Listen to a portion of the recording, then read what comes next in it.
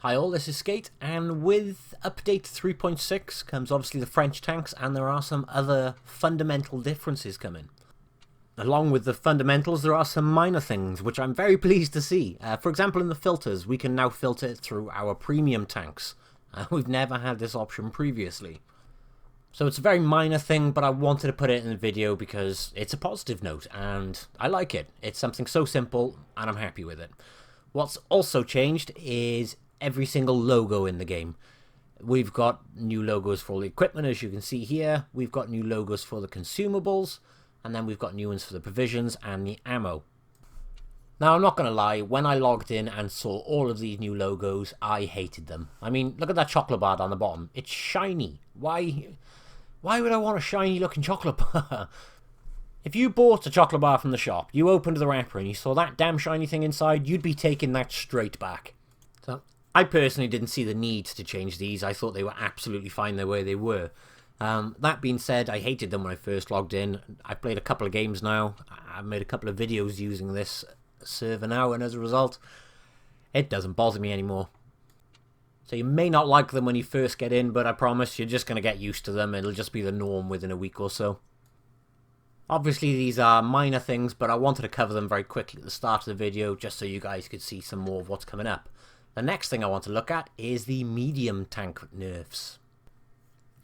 Now, straight out of the bat, actually I shouldn't use the word bat, people will be delicate on that word, obviously nerf bat.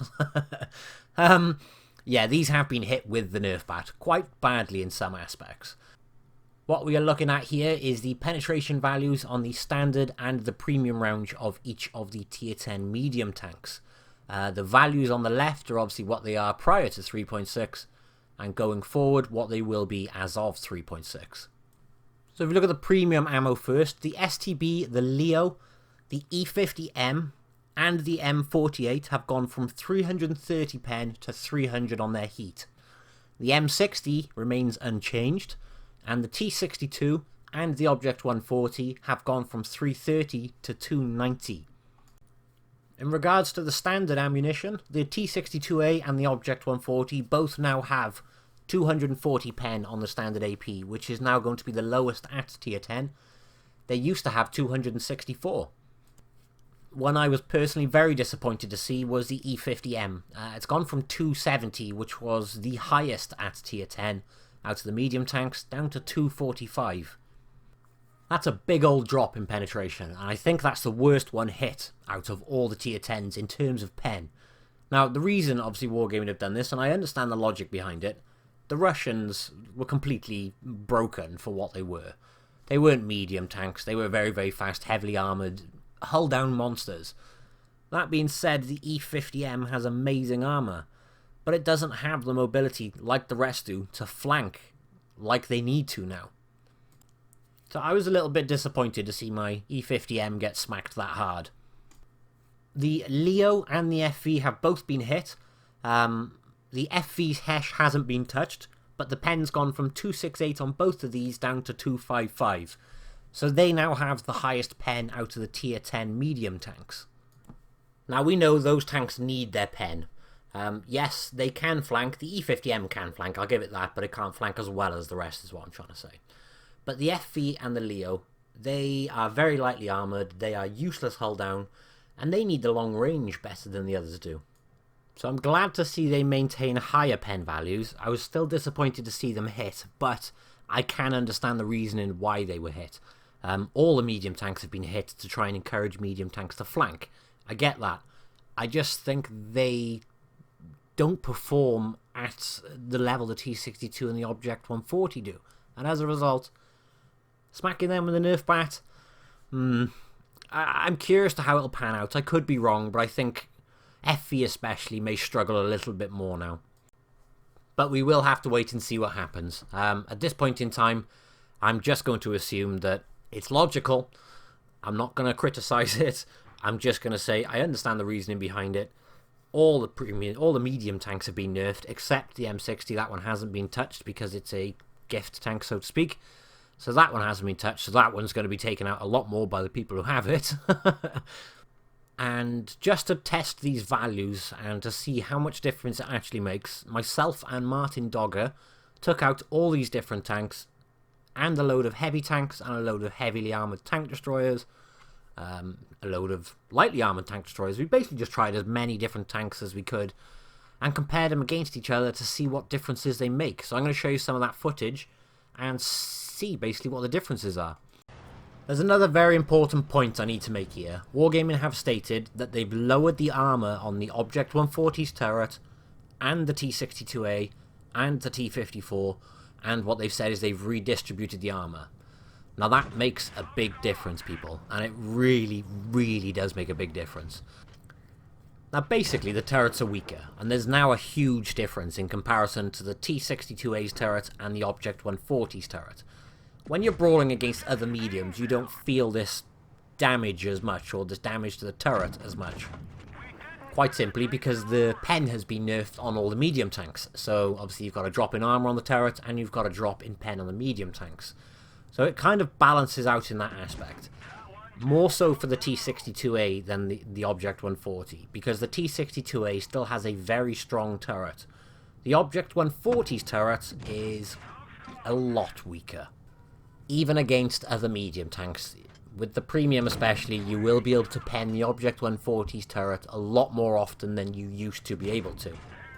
Now in this scenario, I am only talking about T-62 and Object-140 against other medium tanks, against each other, etc, etc. You can feel the nerf more on the Object-140 than you can on the T-62a, but this is against other medium tanks. What we've also got to look at is how these turrets hold up now against the guns on the tank destroyers and the heavy tanks. And also we need to look at how the medium tank guns now hold up against heavy tank armour and heavy tank destroyer armour. Let's just have a quick look at the T-62a's armour when you're firing heat at it. You can see the redness around the turret. It's still very, very red. It's still very hard to penetrate. Right next to the gun is a lot weaker than it used to. So if you're firing at a T-62 now and it's hull down, well, just fire next to the gun, either the left or the right hand side, and as long as it's low down, you should penetrate. But again, you need to consider these are against now low pen guns. Let's have a look at the Object-140's turret though. Oh, brace yourself for this one, people. Okay. So the lower part of the turret on this, especially the gun, you're not going to penetrate, but then again, not many people aim for directly at the gun.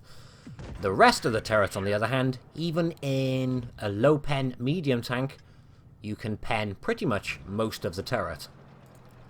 If you shoot at some extreme angle, or the very lower parts of the turret, you'll see there's red. Look at above the gun, all the way around. There's a whole arc all the way around the gun, which is very easily pennable. Strangely enough, the cupola with the machine gun on it, you can't penetrate. Not with a medium tank now, anyway. Then again, why would you be aiming for that cupola? Look at the rest of the turret. Just shoot anywhere on this tank above the gun, and in theory you are going to penetrate no problem at all. Also, remember I am firing at this with 240 pen APCR. I haven't even loaded my heat yet. And even the heat on this is low pen in comparison to the rest of the things at tier 10 that are going to be firing at you. To a degree, this is how it should be different, the T-62a and the Object-140. Now there is a big difference in comparison to them. The T-62a, if you're looking for something more hull down, that is now the tank to go for. The Object-140 is now more the flanker, and the Object-140 is now got a much, much weaker turret in comparison. So I understand, and I get the logic behind this, is they've now made a bigger difference between the two Russian medium tanks. There's a very big difference, where before there wasn't really much of a difference. Now you trade off your very strong turret for that extra gun depression. Okay, now we're looking at the Object-140's turret with heat. Yeah, except for right round the gun, you're not going to have any issues penning this whatsoever. And that hatch is now available to penetrate. Look, you can see it's red on an aggressive angle, i.e. shooting right at the corners of the turret, which you expect it to bounce.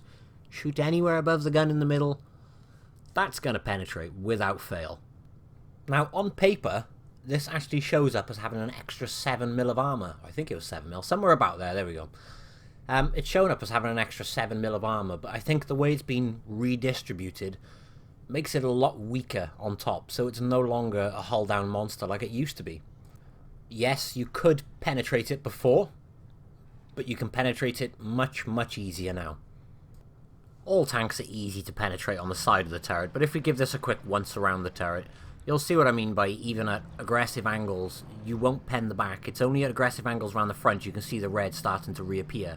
And I am using APCR, not the heat. So, what does an OBJ-140 turret look like against the pen of a grill? Yeah. You're not going to have any issues in a grill penning this tank whatsoever on its turret. There is very, very little red on that turret, and pretty much I was auto-aiming a lot when we were trying it on this test client. We were literally just auto-aiming at the turret, and it was penning.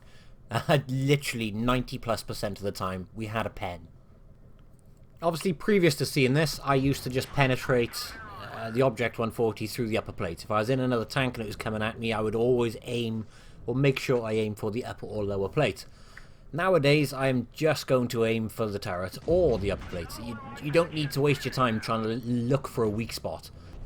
But this makes a significant difference in terms of these tanks being hull down. I'm not sure why the OBJ-140 has been hit so damn hard, because I think this tank has been hit more than any other medium tank. Don't get me wrong, the pen I could understand. The pen and the weak turret, it's going to really hit this tank, I think. And while we're at it, this is the grill versus the T-62a turret. As you can see, there is a lot more red on the turret. It's still not as much as it used to be, but there is still a lot more than there is on the OBJ-140 turret. So, let's put the T-62a hull down, and we'll switch to the AP. We won't use premium ammo, and we'll see how often we can penetrate it. Auto-aim is on. You'll see it is floating back and forth, and I am just slightly adjusting it each side of the gun. But Martin is going to wiggle that thing back and forth, and we will see how often we pen with him moving around. So obviously he's going to get a shot and damage my gun, that's typical. But he is hull down, and we are just going to aim for next to the gun. Again, with the auto-aim on, it's just penning, no problem at all. The first shot was a bit easier, the second one he was moving. Obviously he's damaged my gun again, but we have managed to fix it again. But you can see what I mean, penetrating, absolutely no issues at all. Yeah, these things are really going to be different now. On the other hand of all this, if you are a heavy tank driver, good news. Mediums are really going to struggle against you face to face now. You'll notice some of his health is missing there. I put an AP shell straight through the front of his turret, no problem at all. Also, when he was firing at me, he fired several shots into my angled track and did no damage at all. The tracks absorbed several shots. Specifically the track wheel. Obviously in this scenario, the angle I'm at now, he should be able to go through that front track wheel and do damage. That's what it would have been like previously. Now, his shots damage the tracks, but not all of them go through. Don't get me wrong, when it's a clean side straight down, he went through no problem at all. But you are going to struggle a lot more head-on to these heavy tanks. Now, I'm not saying the heavy tanks are invincible from the front. Absolutely not. If you're unangled, heat from a medium tank will go straight through the front of the E100 face. If the E100 is angling, you won't penetrate. And as a result, you're just going to get wrecked and ripped to bits. So the strength of these tanks is no longer their insane penetration and their insane turrets. It's their mobility, the opportunity to get around the sides of this E100 and to circle him to death. Because that's the only way it's going to be done now. If you're playing head-on against a player who knows how to play his tank, you're going to struggle really bad, genuinely now. If it's someone not trying to cover or angle any of their weak spots, well, feel free to pick them apart. And obviously same again, E100 straight through the front of a T-62a turret. Yes, we are on the still, and that was with the AP, which is low pen on an E100. And that's with the heat. You can see it's pretty much very penetratable, but it's still better than the OBJ-140s. Now, we have been testing his heat and my AP at numerous different angles. He struggles a lot more than I do to pen him now. Even if I'm not aiming at his weak spots like his front plate, I am aiming all my shots at his turret. And they're going in. So if you're up against a competent heavy tank driver, please just drive around him. Don't sit there face to face anymore. You will still be able to penetrate him frontally, especially if he's not angling. But the reality is, if he's angling, he is just going to eat you alive. Now, I like the concept, and I like the idea of what they're trying to do. They're trying to make medium tanks flankers again, rather than part of the Iron Fist with the heavies. The heavies are the Iron Fist, the mediums are the flankers. I like that concept. It's a good idea, but I just think the OBJ-140 may have been hit a little bit too much. Obviously, only time will tell. This scenario, we're just testing out random different medium tanks against each other to see what difference the penetration makes. Obviously, this is looking at the armor on an M48 pattern against the E50M. Yeah, E50M turret, by the way, guys. Oh, I didn't know this, by the way. Look, you can shoot straight down the barrel and do damage to the M48 pattern. Yeah, with all the other tanks and medium tanks you try that with, it won't do any damage. It may knock out the gun, but every other tank we tried this with, it just wouldn't do damage like that. This, religiously, every time it went through, just did damage. Martin's trying to do it to my gun, and as you can see, all he's doing is damaging the gun. Now, one of the comments I made at the start of this video as well was I was very disappointed to see how much of a smack the penetration on the E50M received. It was quite a significant drop. Here's the thing to consider, though. The E50M's armor has just got better in a brawl. With the standard AP, you are going to struggle with the turret. Even with heat, you are going to struggle with an E50M turret. As long as that's wiggling, you are really going to struggle. When you think about it, heat ammo, for example, it's only a 30mm drop. 30mm is a big difference when we're talking about effective armor, and we're talking about the different armor angles on things. 30 doesn't sound like a lot, but 30 is the make or break in being able to pen a lot of tanks frontally. Again, I can only talk speculation at this point because it's only me and Martin that have tried this here so far. But I would speculate in future if an E100 gets in a face-hugging brawl with another medium tank, and that medium tank can't get away from it, they are really, really going to struggle. That may be the reason Wargaming slapped the AP pen on this so badly in comparison to the others, because they foresee this happening as well. I could be wrong, that's just my speculation as to why this has been hit so bad on the AP. Obviously, to find out how different things are going to be, we're just going to have to wait till this goes live and see what happens. I'm going to let this run for a minute just so you guys can see that, but I didn't intend to touch on this topic, but I've been asked a lot what my opinion is on enrichment. I'm going to be honest with my opinion. I don't see the point of it. I really don't. And I've tested it. I've tested enrichment myself, and here's my honest opinion and findings. I won't be enriching any of my tanks. Even my favourite tech tree tanks, I won't be enriching. And here's the reason why. When I did a test on this, I looked into the fact of an SU-101 as an example, cost 19,200 gold to enrich. If you converted that to silver, that would get you 7 million. Well, actually, to be exact, 7.68 million. That's a lot of credits. Now, I tested the SU-101, 101, and did 3,000 damage exactly, killed one tier 9 tank and one tier 8 tank, and I made 30,000 profits credit without enrichment. I did the same thing with the tank enriched. Exactly the same damage, or in fact, when it was enriched, I think it did 100 damage more. It was as close as we could get it. And I made an extra 37,000 on top of that figure. What that basically means is to make it more of a viable option to enrich a tank rather than just buying credits, I would need to do that and have more than 200 games with those average figures. Only after that will I start making more money than just what I would have if I just, well, basically swapped the gold for credits. 200 games in one tank, that's a lot of time. Now, there are people who have several thousand battles in one tank. if you play shed loads of battles in the same tank over and over, then yeah, it's going to be worth it for you. If you're like me and you like to hop from tank to tank to tank, it probably isn't going to be worth it, which is why I wouldn't be doing it. I would rather save my money for the next premium tank, which is going to come out. At least if I save it for the premium tank, my logic would be is that's another different tank I can play. So I can have more diverse gameplay. I got more different tanks to play. That's why I don't think, for me, Enrichment is worth it. But I think it was the only other day someone showed me an account with, I think it was like 20,000 battles in one tank. That's... yeah, for you, buddy, Enrichment is the way forward. So what I would recommend is if you're looking at enriching a tank, make sure you only do it on the ones where you really know you're going to play several hundred battles. And if you're going to play several thousand battles in that tank, then yeah, go for it. You're going to make plenty of credits, and it's going to be worth a lot more to you in that scenario than just swapping credits for gold. In that scenario, the gold, you'll get a lot more for your money.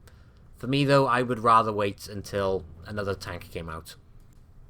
Now, the fact Wargaming are implementing this means that they know there's people out there, and it's probably a fair amount of people, who play thousands of battles in one tank. Which is why those of us who don't are looking at this going, that's a lot of gold and that's a waste of money.